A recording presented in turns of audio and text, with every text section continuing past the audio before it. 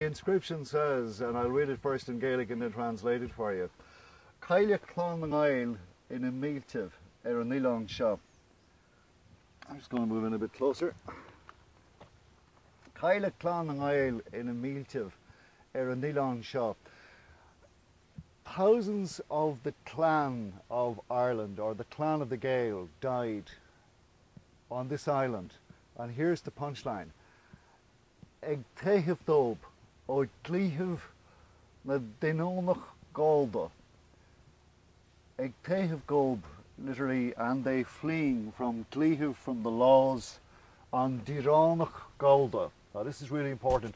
Fleeing from the laws of the English tyrant. Yeah. Which is really strong language.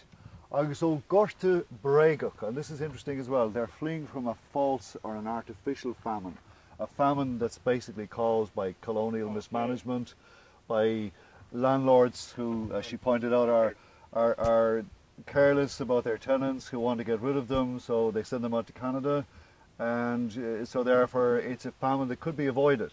Because as she pointed out, grain and the usual harvest crops were used as rent crops to pay their rents. And then they were left to survive on the potato, which, you know, had a blight disease, which ironically came from North America to Ireland on board the lumber vessels. And so the famine by these people is very much considered an artificial famine.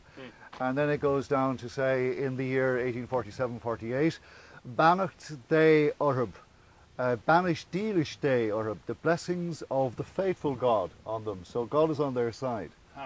And then further down here it says Biachan Lacht Sho E Gomorrah. Sorry, I just want to go to the other side because the sound is strong.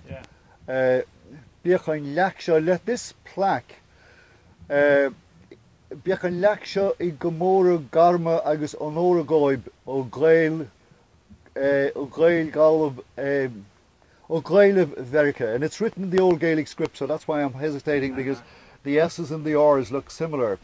So let this plaque be a memory to them and to the honour of the Irish in America. So there's a very distinct sense of this is something from America. You know, that it's they came here in 1909. It was a big day, a huge big event. Ancient Order of Hibernian chapters from all over North America came here to be part of the event and to celebrate